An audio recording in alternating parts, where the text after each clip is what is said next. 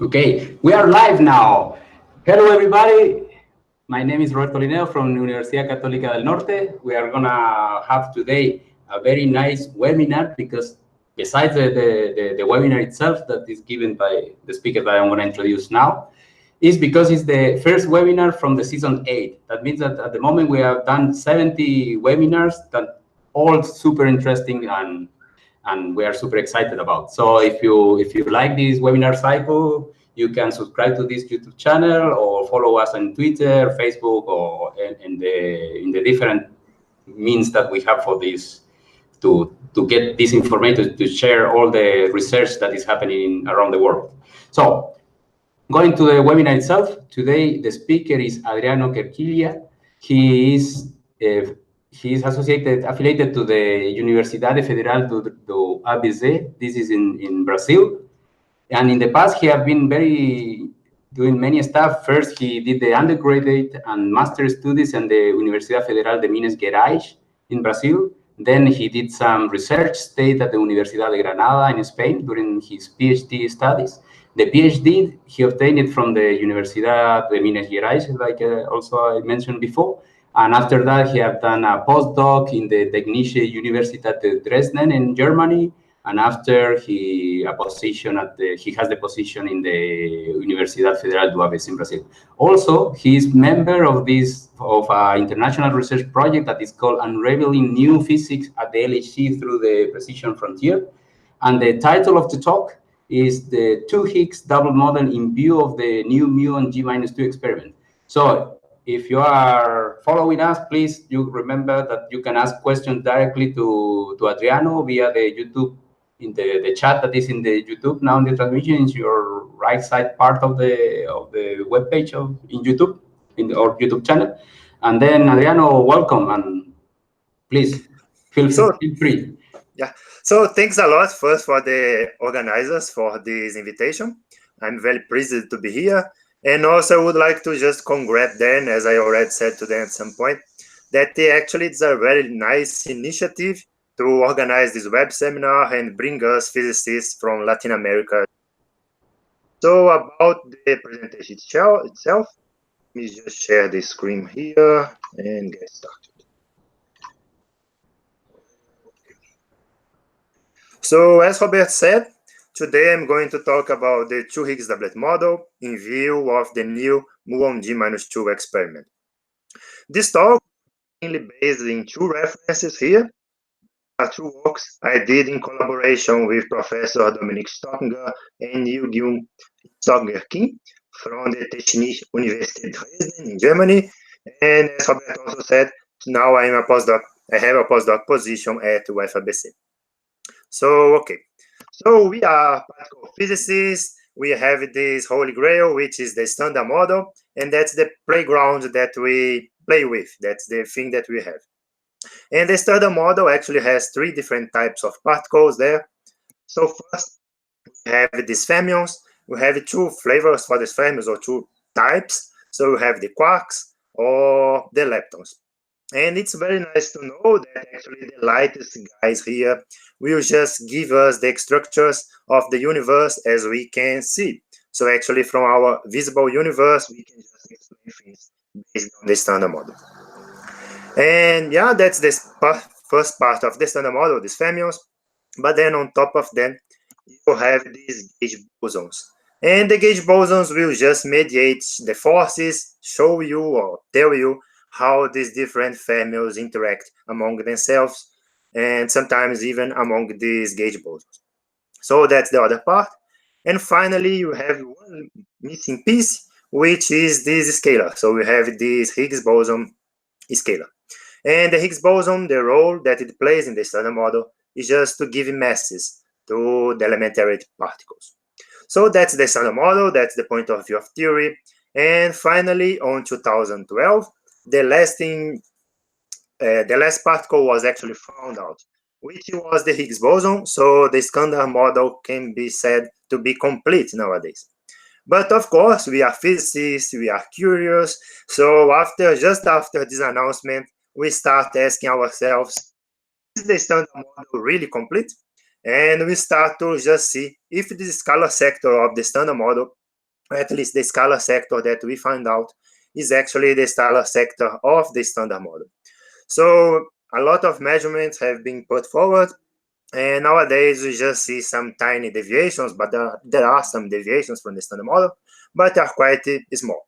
And what I would like to say here is that the scalar sector nowadays is a scalar sector that's under active investigation because it is the last piece that was found out for the standard model.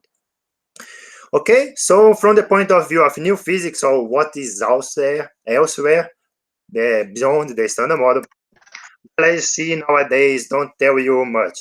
I mean, no sign or clear sign of new physics has been found out on the LHC facilities. So it may be interesting to look on other directions, on other complementary observables or complementary experiments. And one of such is these low energy observables. So here I'm just going to focus on this g-2 experiment, which just try to compute in this case, this muon magnetic moment. So before going on, I just would like to comment about the different scales of the experiments. So as you can see in this low energy observable, you have a ring in which the particles run, and you can actually fit a bunch of people inside the ring, and that's it. For the LHC, you can actually fit an entire city. It's a completely different scales of the experiments. Okay. So about the g-2 itself. As we all may know from our courses in electromagnetism, if one has a magnetic dipole moment and one has an external magnetic field, these two guys will just couple, and they will couple as given by this Hamilton. So this is actually a magnetic dipole moment in general. But if one has an elementary particle, this magnetic dipole is the magnetic moment of the particle, and the proportionality factor will depend on the charge of the particle, also in its mass, also in this factor. So how can one compute it? One can go to direct theory, which is a relativistic theory, go to the non-relativistic limits of this theory, and by doing that, one just find out T is actually true for the electron or the muon, for instance. But of course, this is just the direct theory. If one goes a step further in precision, one has to do computations in quantum field theory. And doing computations in quantum field theory will just tell you that G is not true, but it's true plus something, plus some corrections. Therefore, it's actually very nice to define a new quantity, this A mu, which is just given by g-2 over 2. So this A mu quantity is the quantity that I'm going to discuss to the rest of my talk. So, okay, I have this quantity, and now how can one compute it? So let's start from the point of view of theory. From the point of view of theory, this one of the simplest quantum field theories that one can build it is this QED. So from the point of view of QED, at 3 level, there is no correction to g-2. So this is just the direct prediction. G is actually, but then you just get the first correction. Came from this diagram from Schwinger that was computed long ago, and it got this famous alpha over 2 pi quantity. Shows that there is some deviations from this g-2. This was just the first look correction. Then there are efforts to put forward the true corrections computations, and that would be the results that they got. And nowadays, from the point of view of QED, its observable is known up to 5 loop order. But of course, this is just QED. One has to consider the entire standard model. And considering the entire standard model, one has 4 different types of contributions. The first one is just QED, as I said. It's actually the main contribution. And since we know it up to 5 loop order, actually there is no theoretical error, or it's negligible. Then we come into the tough part. The tough part involves some hadronic things. So one may have this hadronic vacuum polarization, which the second most important contribution actually has a significant error here. One then get this lighting by lighting scattering, hadronic lighting by lighting scattering, also some significant error. And finally, we get the electric contribution, which has a error that's full under control. So there is a lot of activity in the theoretical community just to improve these errors, to make them go smaller. And so you can just find out there is a lot of recent activity and recent papers on that. So just to quote two recent results, we have these results from last year and these results from this year, in which you can see that the error was just a bit smaller. And these two ones, are actually computing this hadronic vacuum polarization. So that's the point of view of theory. That's where we are. Now we can go from the point of view of an experiment. From the point of view of experiment, the last result came from the Brookhaven collaboration, which is here with this ring. And the final result came in 2004 with this experiment. That's the result they got. Just to compare very briefly the errors here from the experiment in Brookhaven, they have this 6 here from the error, while from the theoretical point we are with it have a little bit better. Therefore, it's nice to have a new experiment. Actually, this ring here that was in Brookhaven was actually moved to Fermilab. And the experiment is already running, it's running well, and it's actually getting us a new value for the experimental A mu. And just stay tuned because the first results of this experiment should be given just next year. So just putting things together, we have here the result for g-2 and here the theory predictions. As one can see, if one get this last result that I show you from this year, one has a 3.7 sigma deviation, which is quite large. And I forgot just to mention one thing, the Fermilab collaboration would like to reduce the error in the experiment point of view by a factor of 4. So if they do that and the central value of A mu from the experimental point of view stays the same, so the error would just reduce by a factor of 4. Could get the 7 sigma deviation from experiment and theory. But of course, it depends if the central value is the same or if it shifts. Anyway, so we have this tantalizing difference, 3.7 sigma. So maybe there is something else there. So maybe that's just a sign of new physics. Point of view of new physics, these observable can actually be generated by a bunch of models. And actually, from the point of view of effective field theory, this operator, this observable, is generated by a dimension 5 operator. It involves a chirality flipping, so we have this chirality flipping here.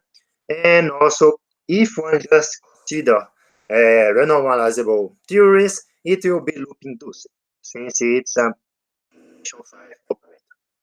So from a general point of view, diagrams that can actually contribute to this observable would be like this. So here one may have an exchange of a neutral boson, like a scalar or pseudo-scalar neutral boson. Even one can have different types of fermions here. So this is just for the neutral boson, scalar, pseudo-scalar. One can have similar diagram, but now with a neutron boson that's a vector or an axial vector. But also one can have diagrams in which has a scalar that's charged, or maybe new vector or axial vectors charged new axial vectors or vectors. So that's actually general contributions at one loop order. So just to be specific, let's discuss a little bit about SUSY. If one gets SUSY, one gets these two diagrams. This A and B will be the leading diagrams at one loop order that are realized as so one has a S and a chargino in the loop, or one has a neutralino and a S muon in the loop. With these two guys here, you can just compute it and get a result that's reflected. So it depends on the beta, which is the ratio between the VEVs of the two doublets that one has to introduce in SUSY, but also it depends on the SUSY breaking scale here.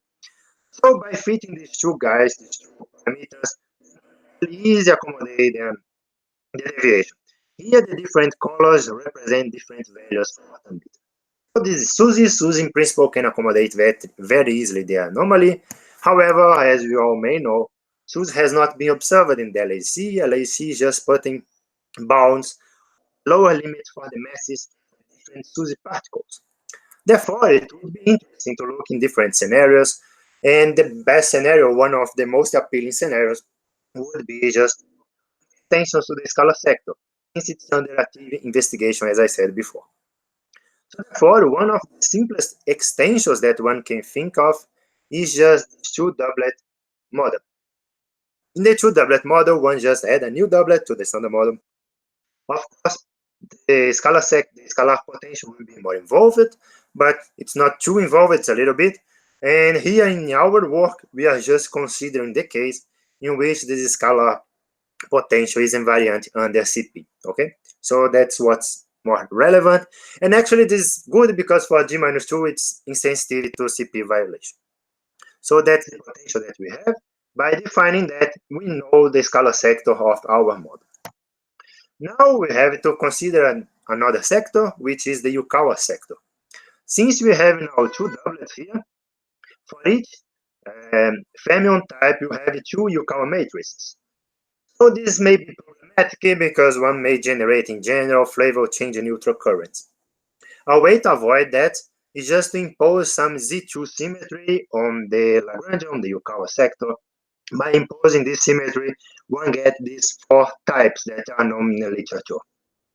However, there is a more general approach, which was put forward by Pish and Tucson on this paper, and then in which they said these two Yukawa matrices should be proportional to each other. So one just introduced three new parameters here. Here I'm just considering, as I said, CP conservation, so these three parameters will be just real. So we just introduce these guys there, analyze everything because they are proportional to each other. And actually, I will just normalize instead of defining these guys. I'll get this key F with just this guy normalized. And by suitable choices of these guys here, one can just recover the four different types. So getting this flavor-aligned two-Higgs doublet model is more general, and one can just recover the other types by suitable choices of these parameters. Okay. Okay, I said a little bit about the two-Higgs doublet model that I'm going to consider. So let's talk a little bit now about G-2 in the two-Higgs doublet model. So from the point of view of one loop, the leading correction comes from a diagram like this one. There is this exchange between the new scalars that one has in the theory. So that the result, it's known a long ago by these papers that I have discussed this in detail. And one thing that we can immediately notice is that there is a ratio between the mass and the scalars mass. So if the new scalars are a little bit heavier, actually this will be a suppression factor. And this means that it will be difficult to explain G-2 in a two-doublet model. Therefore, what people said, okay, at one loop it's problematic, but said in these two papers and find out in these two papers is that the two-loop order can be more important than the one loop. To see that, one has just to consider this type of diagrams, which are bar Z type diagram, in which there is a fermion loop here. Here will be the scalar, here is the photon usually, and this diagram is more or less like has this expression. Note now that we have a ratio between the fermion, the mass of the fermion that runs in the loop, and the scalar. So if I just express that expression like this, one gets this factor here. So actually there is some enhancement factor due to the mass of the fermion that runs in the loop over the mass of the muon. So if you have a fermion that's from the third generation, this will be an enhancement factor that will actually overcome the alpha over pi suppression that comes since we are considering one loop order for them.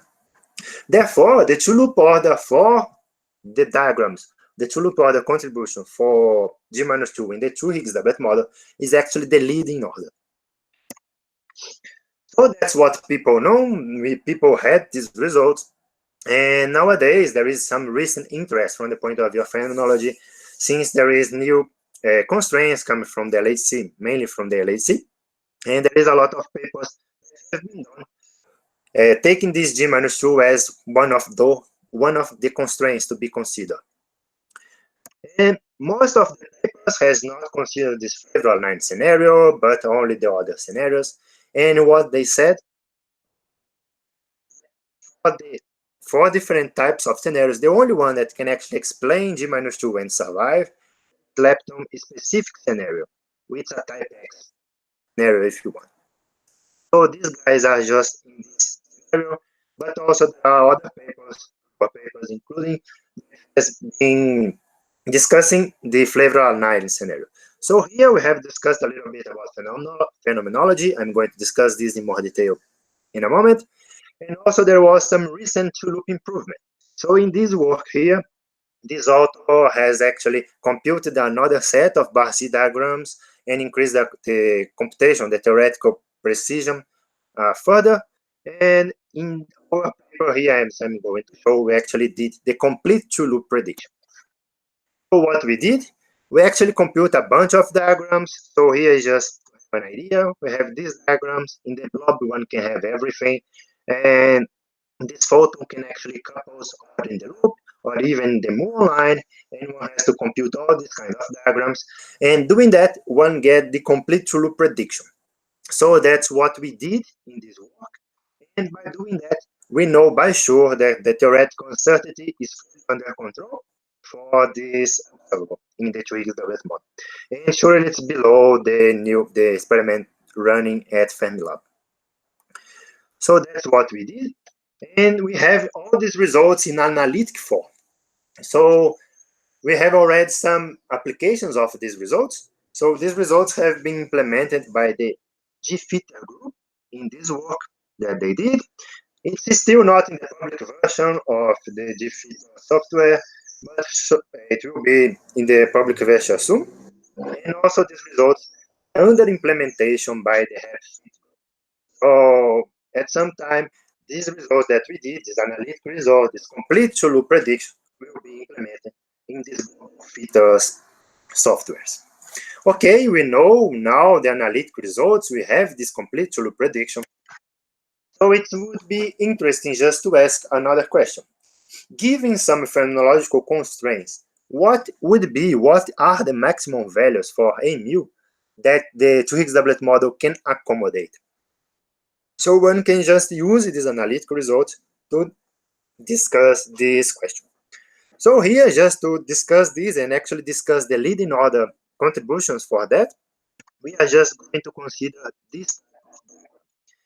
Because in the final plots that I'm going to present to you today, we have considered the entire analytic result and not just one part of it.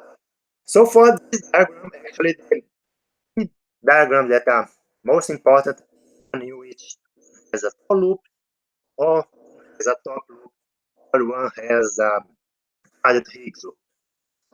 Diagrams and that were discussed in this reference.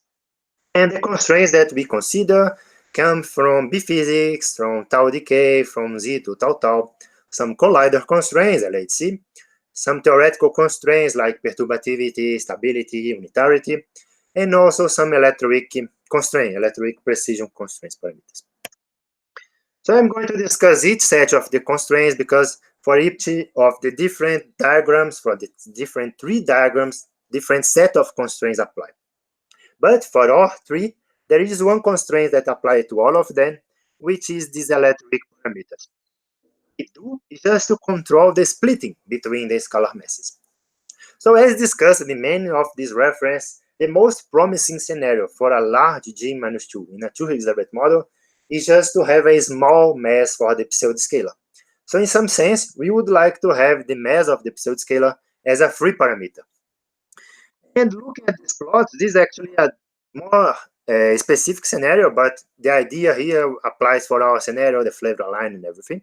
But just to discuss and to give you the main idea, if one would like to have the mass of the pseudoscalar free, to have any value, the mass of the charged Higgs and the mass of the heavy CP-even Higgs should be very close together. So that's what we do. By applying these electroweak parameters, one just set these 2 masses to be equal, and then the mass of the pseudoscalar can be free, and these electroweak parameters will be satisfied.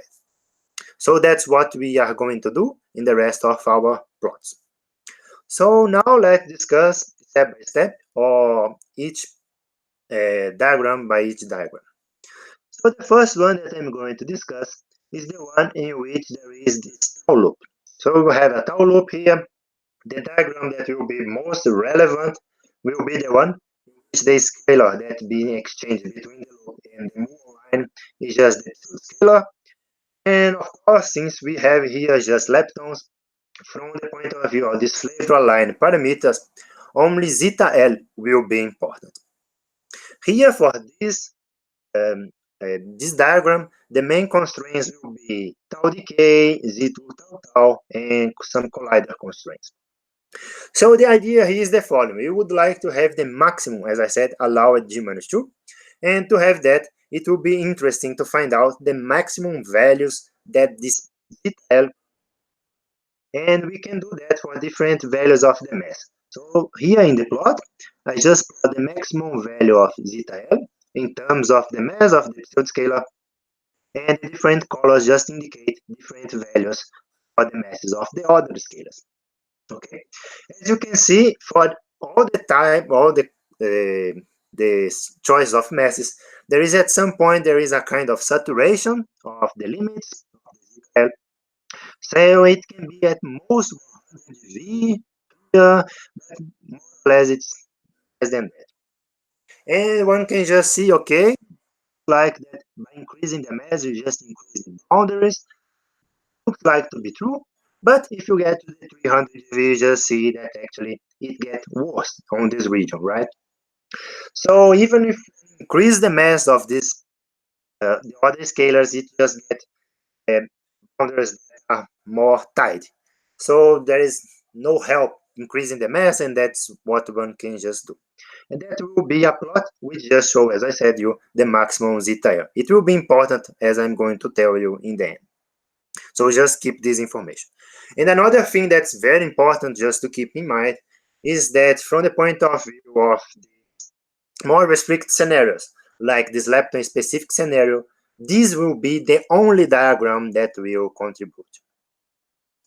So that's for the tau loop. Now we get to the point of view of the top loop. All the scalars are important. So we have the CP given scalar. We have also the charged scalar being exchanged here. And also from the point of view of these flavour-aligned parameters, one has the zeta L. We always have the zeta L because we have a muon line. And you have the zeta U, which is occurs because of the top. So here to constrain, we would like to actually constrain the value of the zeta U.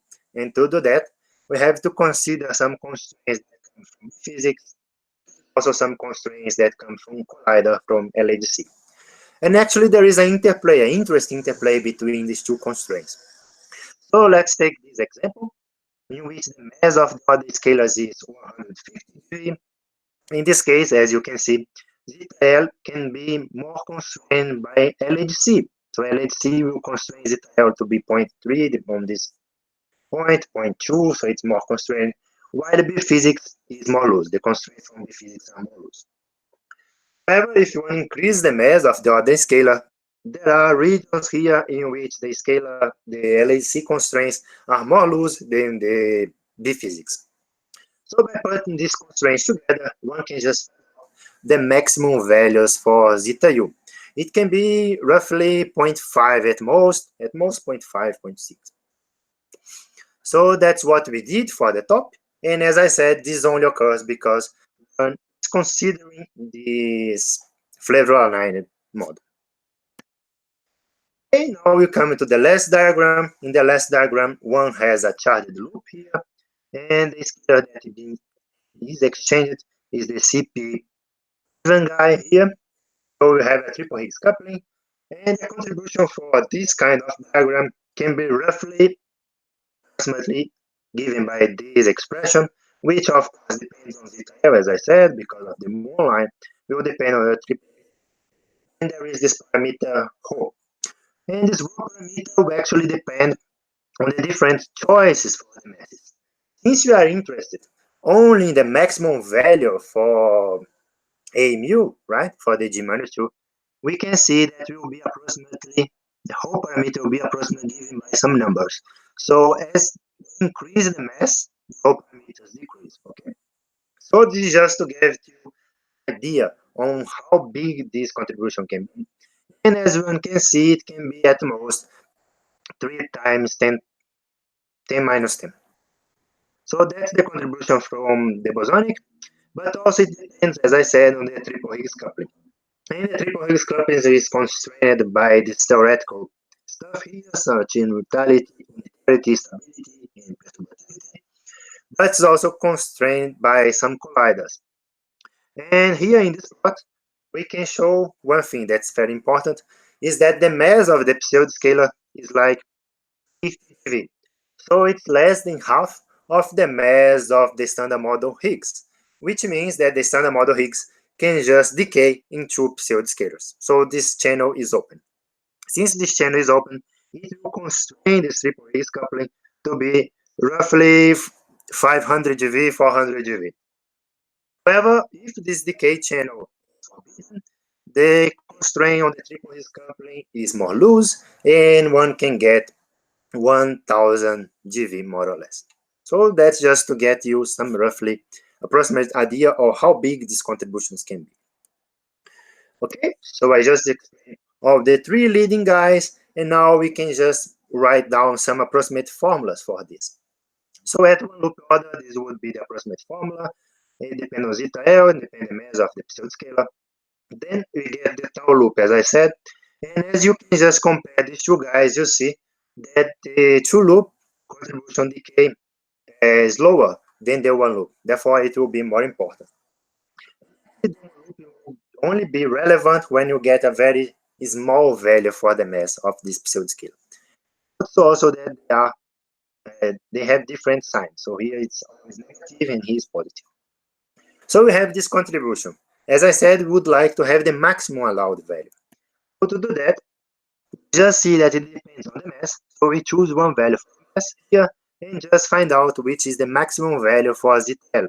We get this from the steps, and of course it depends on the values of the other masses, just to set the constraints on zeta. But by doing that, one can just construct a bit the maximum value for this guy here, depending on the maximum zeta L. Once one do that, one can just move forward and go to the top. On the top, there is this product between these two guys. And we are going to choose a zeta that's negative, so it's negative, and a zeta u that's positive, so the contribution is positive.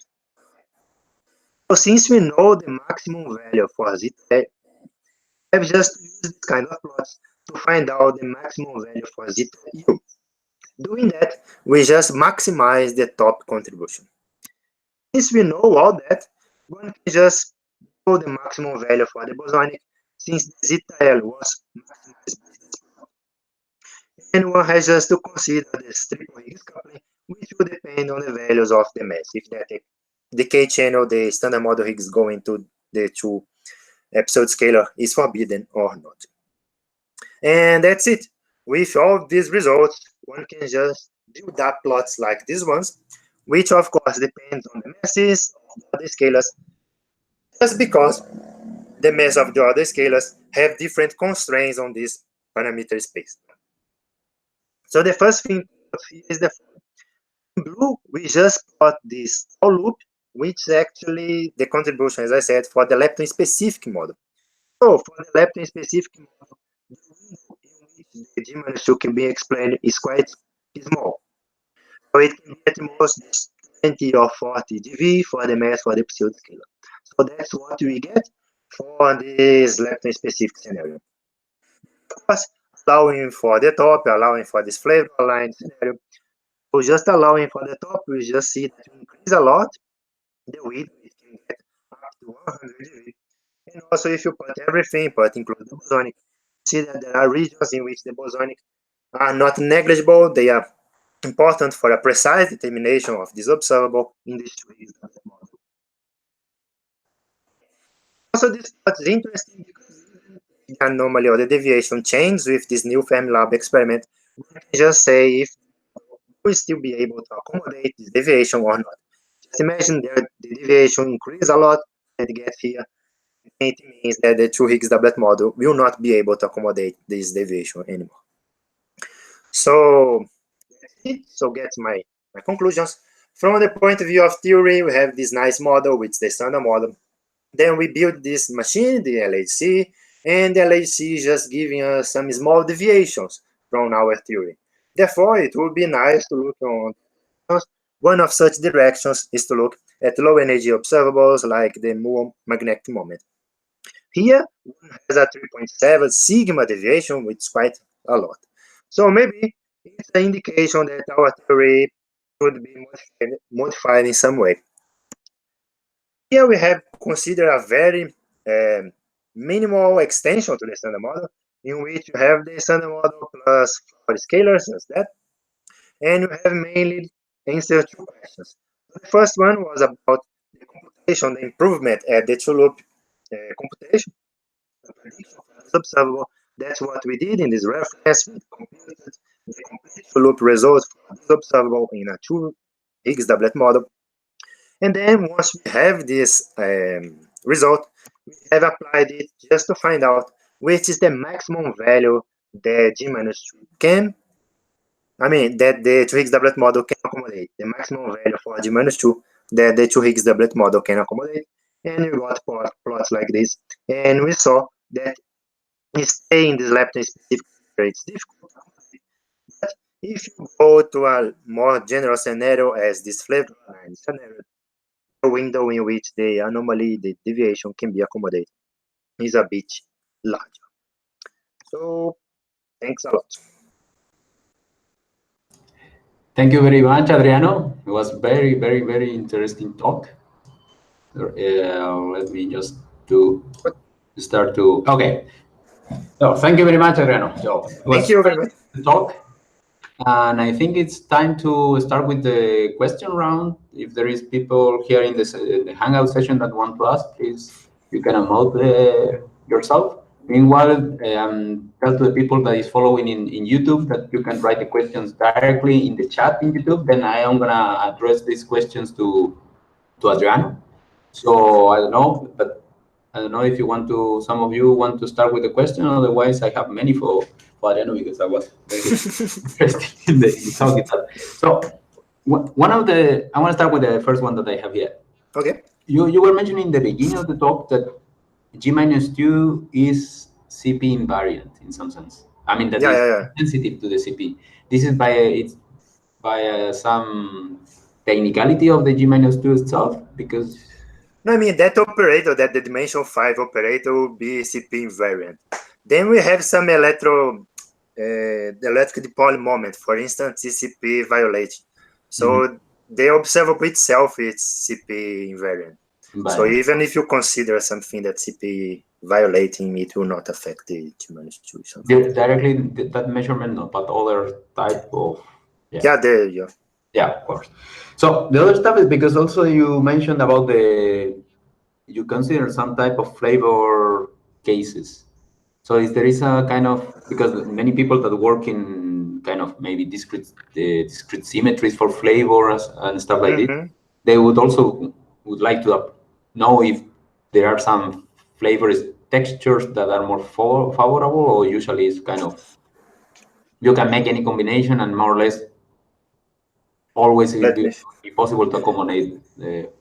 No, actually, what I mean from the 2 Higgs doublet I have just to show you.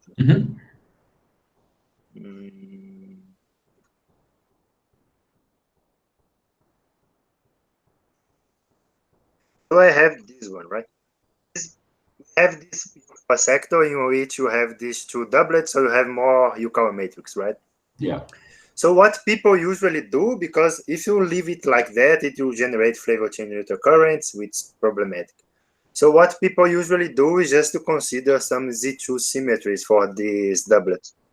So by doing that, one just remove, for instance, one can remove this matrix here or this and this, And by doing this removal of this matrix, one gets for these different types. So in some sense, by doing these Z2 symmetries, you just say, okay, this one doublet will couples to leptons, other doublet will couples to U quarks and D quarks, for instance, and that's it. And actually, you have just 4 different choices to do that, which are these 4 different types of models that we can build up. I don't know if I answered your question, but yeah. No, I understand the answer. Yeah. Okay, there is a question from Alejandro. Yes. If you... Thank you, Adriano. I really like your talk, even though it's like completely out of my topic, but it was a very nice talk. And I have a question just from the theoretical part. Like, okay. I work in general relativity, and then when we look for extensions, people think that modifying gravity is like easy. You will just say, okay, I'll change the speed of light, or do this, I put this. And actually, it's quite hard because you must pass all the current tests, and there are a plethora of those. Solar system experiments, and we have like expansion, and then binary neutron stars and things like that. So I was wondering, when you said like, okay, we haven't found supersymmetry, and then we're going to add something, could you please comment on like how those extensions are like, let's say, like invented, or what is the, like, what is driven them, in the sense that, okay, I want to modify something because I haven't found this. So how does it work, like that process to find an extension that keep looking? What is the guidance most of the time, like from the big picture in high energy physics? I mean, from the big picture, I would say you have this supersymmetry. The supersymmetry we introduced because it's an extension from the Poincaré group, for instance, is the biggest thing that we can do. And so it's motivated in a theoretical point of view like that. And it's nice because it can solve the natural Lineros problem and all this kind of thing. But the real problem with supersymmetry is that you have to break it because the particles don't have the same mass. I mean, you didn't find out a electron with the same mass of the electron. So you have to break it somehow, and then you're just getting this mass of the SUSY breaking, and it's just putting bigger and bigger, and because you don't find it at LHC. And in this sense, SUSY maybe is not as appealing as it was in the past. But what we people do in point of view of theoretical physics is we have some problem that we would like to solve. For instance, you have this naturalness problem, you just put more particles and try to solve. Or you have this hierarchy problem between the mass of the different fermions, and you want to solve it somehow. And that's more or less the way of building models for solve some specific theoretical problem, let's say. For the 2 Higgs doublet model that I have presented here, it's just a minimal extension, so it doesn't aim to solve any of those big problems, big theoretical problems. It's just an extension. It's just saying, okay, Peter Higgs, when said about the Higgs, just consider 1 doublet. So maybe it's just 1, maybe it's 2, and let's see what we can do with that. I see. It's more or less like that, but we don't want to solve any big problem. Yeah, sorry. And then once, if you add something like that, like, is it still like consistent with the other things that are fine? Like if you just generalize in one section, like everything else that has been working, keep working, like, okay. Yeah. I mean, you have to take account all the other constraints. That's why it's difficult to build it. Yeah, that's what I was mentioning. Okay, Yeah. No, but yeah, that's right. Thank you. You have to think about a lot of things. Now with the LHC cut, a lot of data, and it's just a standard model like, and you, oh wow, how can I fit that? That's problematic. Yeah, because people always think like it's super easy. I'm just gonna add a scalar and that's boom. No, it's too hard. No. Yeah, it's very hard. Yeah. Yeah, sure. Thank you. Nice talk. Thank you. I have a question. Yes, please. Can you guys hear me? Yeah. Okay, thanks. Sorry, I arrived a bit late, so I don't know if you comment already on this. So one of the incarnation of the 2 Higgs doublet model is the inert doublet model, right? So what's the status of this model when you take into account this g-2 constraint? Actually, for the inert model, let me think a little bit. Yeah, actually, I didn't say anything about the inert model here, but actually for the g-2, I think it will not couple because it will be just the standard model. Because the diagrams that I have done, or actually the diagram that's most interesting there, is the one we have a pseudoscalar, for instance. That if you have this net model, as far as I remember, it will not couple, it will decouple, and then it will not actually contribute for g-2 in this sense. Okay, yeah, I see. So, yeah. Yeah, so in that sense, it's because of this inner doublet model are very popular, for, especially for like a proposed model for dark matter. Yeah, But that's maybe right. in that sense, according to what you say, you cannot use g-2 in kind of to constrain dark matter properties or some reduce the space of parameters. Yeah, no. Roughly speaking. As far as I mean, Yeah. I have kind of two questions at the same time, but you just if it is possible, or have you ever considered contribution from, because they are kind of popular recently, this kind of multi-doublet model that go beyond 3, 4, 5, 6. I mean, or there is a kind of let's say saturation of the formulas that at the end, no matter how many extra Higgs doublet you have, it's just piling up something that doesn't contribute. I mean, you have the biggest contribution just for the less amount of Higgs doublet, and then the rest is just. Yeah, this is something I thought a little bit, but just a little bit about. And yeah, I'm not sure, but my guess is that it will not help a lot. I mean, it will just get a little bit more complicated, the formulas and everything, but it will not help because, as you can see, it's already difficult to fit in this 2 Higgs doublet model. The anomaly there, it just has a very tight room in which it can be fit. So yeah, I don't think it will help anything. Yeah, that's true. Maybe it's going to be harder to find the space of parameter because your space parameter is going to be much more bigger. I have a lot of yeah. And the other case related somehow with this question, have you ever considered also the cases with adding triplets, like a triplet Higgs doublet, that triplet Higgs model, in which you have a triplet also model, right? The delta, the scalar delta that usually they call it. Yeah. Actually, this I have never. Yeah, I don't know if people have already done that in this. Considering g-2, I don't know for that. No. Because some people do. Yeah, I don't know. Okay, no, it's fine. I mean, just a curiosity of the because also I guess here in this model, if you add more singlets, you are not adding any contribution. It's completely. Yeah, it has to couple. Yeah, that's the problem. It has to couple in that effective vertex that I showed you. It has to couple there somehow. So if it doesn't couple, it doesn't do anything to g-2. Yeah, that's it. Okay, so I'm gonna just check fast YouTube. I guess there are no questions for the followers for the viewers in YouTube. So I don't know if maybe Nicolas has another question.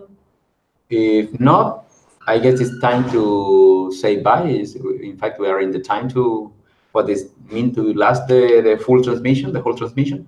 So Adriano, first of all, thank you very much for giving this talk and be present here in the law physics webinar cycle. Thank you. Also, for all our viewers that are following this YouTube channel, please support us with subscribing or try to comment or anything that you can do. Also to tell to your colleagues about this program, because I guess we can reach more people, and it's very important that within the scientific community to find new ways to how to present and make known the results of our work.